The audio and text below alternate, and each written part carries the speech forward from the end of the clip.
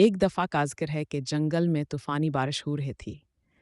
बकरी की नज़र एक शेर के बच्चे पर पड़ी जो बहुत बीमार था और सर्दी से कान पर रहा था।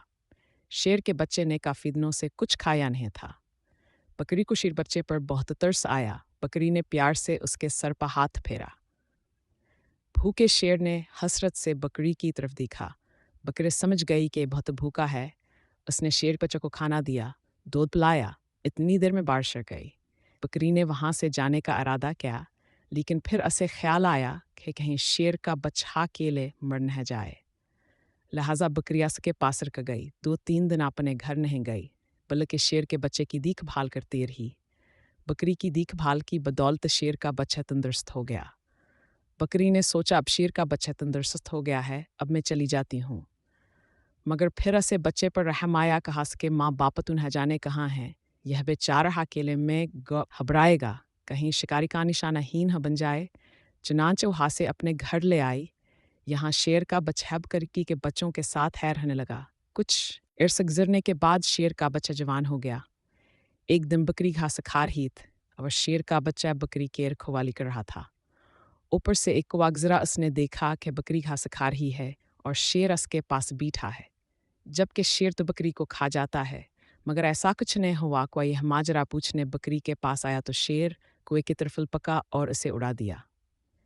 एक दिन को मौके पाकर बकरी के पास गया और पूछा कि क्या माजरा है। बकरी ने इसे सब कुछ बताया और कुएं को नसीहत की, अगर हो सके तो तुम भी किसी के साथ नीकी करना, को अपने अंदर नीकी का जज्बे लेकर चला गया। एक दिन कुएं देखा, एक चूहा ठंडे पानी के तालाब में गिरा हुआ था। चूहा बाहर निकलने की कोशिश कर रहा था, मगर डूब रहा था। कुएं को बकरी की नसीहत याद आई। वो हारा और उसने अपने पंजों से चूहे को पकड़ा और पानी से बाहर निकालकर ज़मीन पर छोड़ दिया। चूहा ठंडे पानी में रह ने क्यों जैसे कान पर हाथ था। कुएं ने असा अपने पुरों में लिया। कुछ देर गुजरने के बाद कुएं ने चूहे को पुरों से बाहर निकाला तो देखा चूहा ठीक हो गया है, मगर चूहे ने इसके पर काट दिए। अब कुआ उड़ने की कोशिश करता और ज़मीन पर गिर पड़ता। कुआ अपने आप को कोसने लगा कि इसने चूहे की मदद ही क्यों की। इसे बकरी पर भी गुस्सा था। कुछ अरसा गुजरने के बाद कुएं के ने पर अग आए और वो फिर अड़ने लगा। वो सीधा बकरी के पास गया और बकरी को अपने साथ हुआ सारा वाकया सुनाया।